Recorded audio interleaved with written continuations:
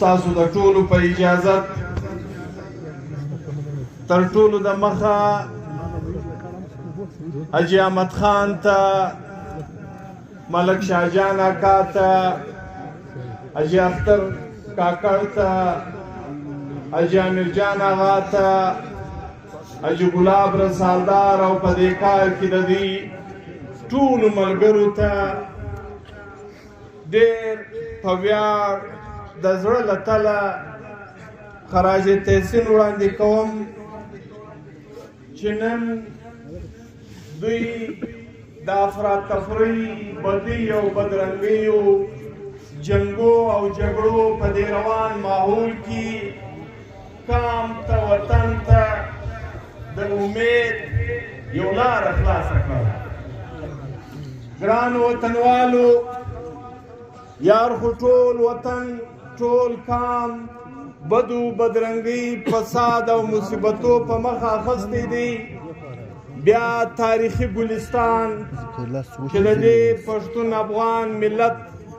د لرو بر افغان د میلو ټاټوبی و، د کرابتو ټاټوبی و، د خپلوۍ ټاټوبی ولو. بدبختانه چې کم هغه نظر و چې پر دې تاریخي ګلستان ولګېدی، دا چې نن د دنیا په یو کنج کې خبره کیږي، هر بدرنګي پیښیږي، وایي د دې بنیاد ګلستان دی، د دې بنیاد د دې توپک سالارۍ، د دې بدۍ او بدرنګیو بنیاد ګلستان دی. هسې د ګلستان تاریخ، د ګلستان پښتنوالی، د ګلستان میلمه پالنه، د ګلستان کرابتداري د دې ځان ته یو لوی تاریخ دی. خو دا تاریخي وطن نن د تاریخ په دې پړاو کې روان دی چې د هرې بدۍ، د هرې بدرنګۍ، د هرې پریشانۍ یو مثال چې ورکول کېږي، وایي دا د ګلستانه زیږي. نو په دې انتهایي توره تیاریکۍ کې موږ به دا ووایو چې دا بیخي توره تیاریکه وه چې حاجي احمد خان د ده ملګرو، ملک شاهجان اکا و، حاجي اختر کاکړ و، سید امیر جان اغا و، ګلاب رسالدار و ملګرو په دې توره تیاره کې د رڼا یو څرک، یو بڅرکی دې کام ته وښکاره کړي. درود 50 کاله د دې نصرو خاندانو، حاجي حنیف اغا خاندان چې بیا دا خبره نور اړخونه پیدا کړل. رښتیا هم زموږ په وطن کې د دوو کورونو یا د دوو قبیلو جوړه کول په ذات خود ډېر ګران کار دی. بیا چې دا د ځانه سره نور اړخونه پیدا کړي، په واقعاتو کې نورې قبیلې په راګډې شي، دا ډېر ګران کار وګرځي. نو دا ګران کار، دا مشکل کار، دا انتهایی تکلیفجن کار چې حاجي احمد خان او ملګرو په څومره ښایسته طریقه، په څومره پښتني دود او دستور د مرکې او د جرګې د لارې نن د دې کام په مخ کې ترسره کوي. 100 آفرین وایو، الفاظ نسته چې په کومو الفاظو آفرین ووایو. خو ګرانو وطنوالو، علما کرامو، سپین ږیرو مشرانو، پام پر خپل وطن په دې خاطر کول غواړي لکه حاجي احمد خان چې په اول سر کې وویل، موږ څه د نړۍ د بد نظره ښکار یو،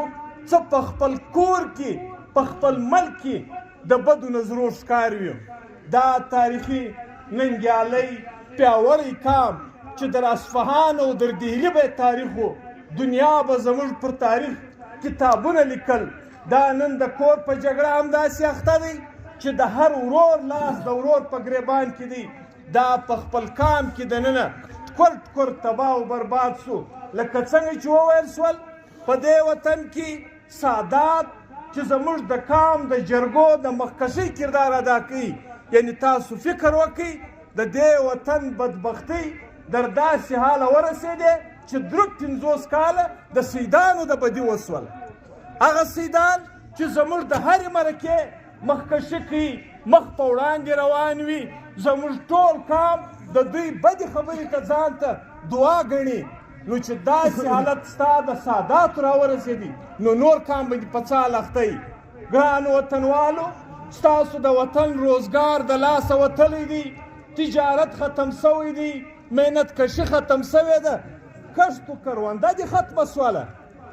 تاسو فکر وکړئ تاسو سوچ وکړئ دا چې نن زموږ پر خاوره کښت او کرونده راله و تاریاکو ته ودرېدله تاسو پر دې غور وکړئ یو خو دې دا د نن نسل تباه کوي د اوبو دې خلاصوي د تل دپاره دې د مصیبتو او د بدۍ په خوا باندې پرې وي بیا چې په دې کې کامې بدۍ راسي نړیوال جنګونه راسي 50 کاله زموږ پر وطن باندې د دنیا د زورورو اتڼو اشر خپل په ځای